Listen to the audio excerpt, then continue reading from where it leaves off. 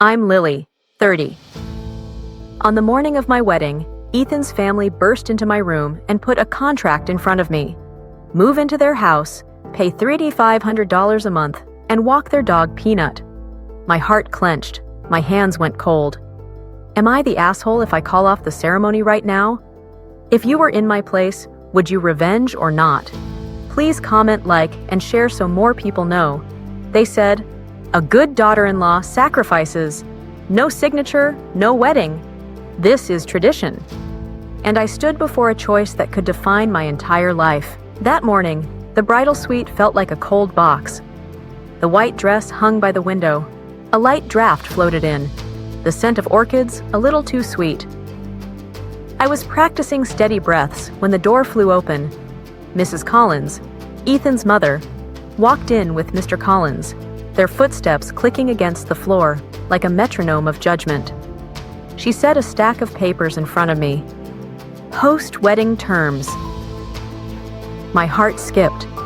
I was a bride, not a probationary hire. Still, my eyes traced each line. Move into their house, pay $3,500 a month as house contribution, walk a dog named Peanut twice a day, submit weekly expense reports, no working overtime.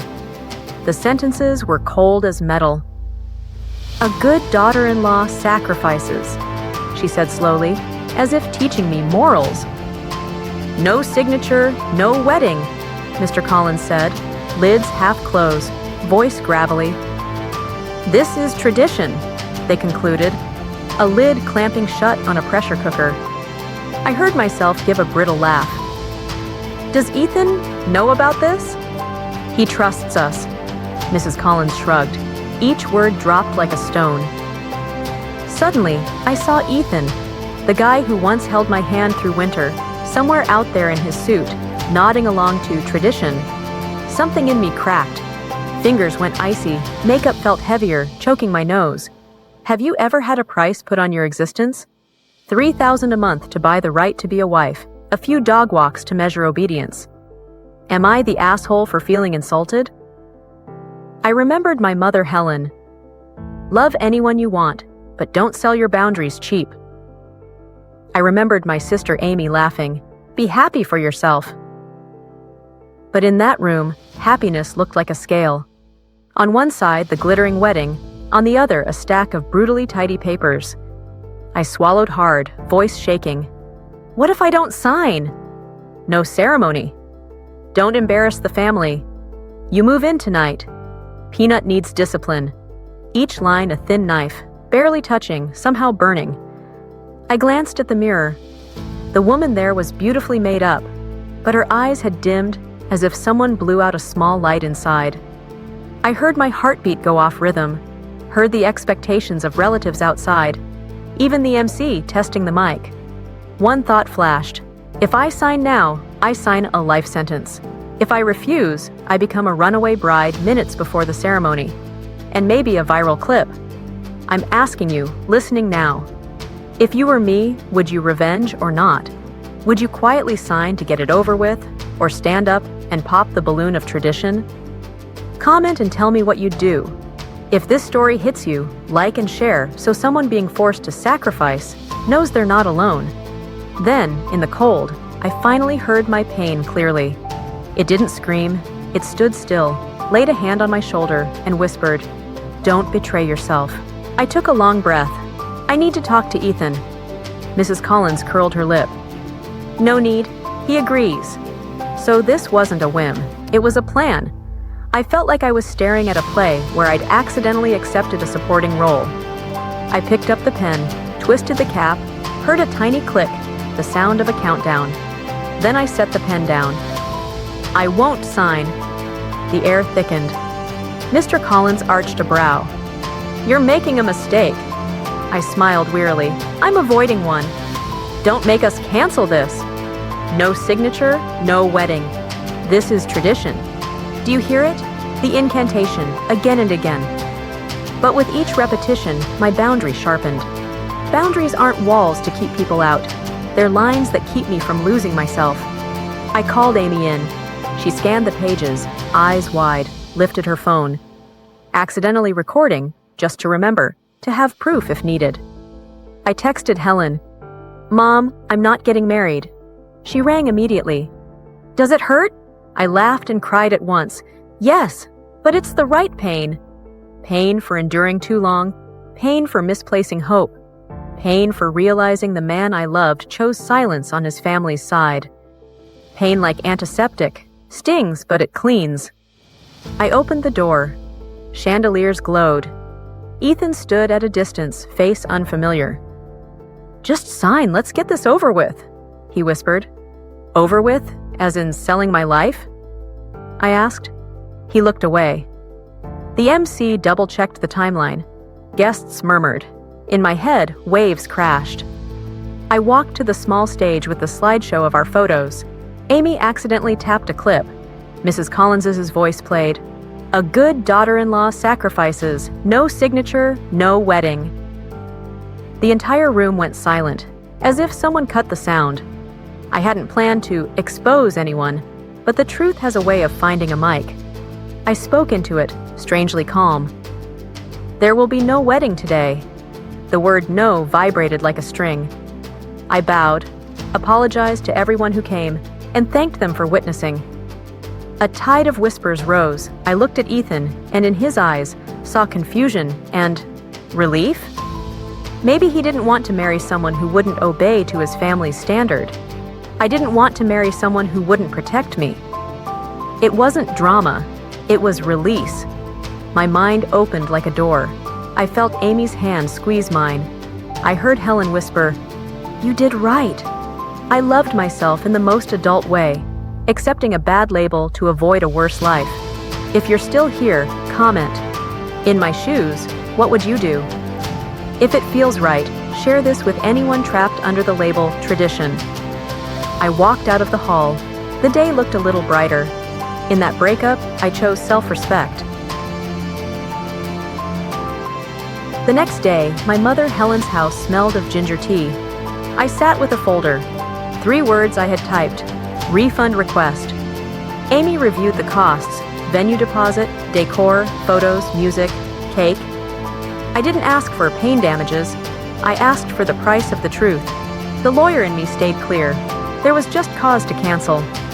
I emailed Ethan and his family. 2 days of silence, then a curt reply. "We'll pay. No public comments." They wired the full amount. I signed receipt, blocked numbers. No winning or losing, just a clean ending. After the noise, quiet flowed in. I went through sleepless nights when my heart replayed lines. A good daughter-in-law sacrifices. No signature, no wedding. This is tradition. They clung to my eyelids like negatives. I walked every morning, listened to my footsteps, relearned deep breathing like before a hearing. You know, the most subtle pain is the kind that doesn't need to scream. It sits under the skin, tender to the touch, and reminds me, I'm alive. I feel. I still choose. I wrote the whole story, not to smear, but to offer new value, boundaries, self-respect, the right to say no to anything wearing the costume of tradition. I asked myself, am I the asshole for calling it off? Then I asked back, who's the A when someone puts a price on another's dignity? If you're still listening, like so the algorithm doesn't bury this, and comment what you'd say to all the Mrs. Collins out there.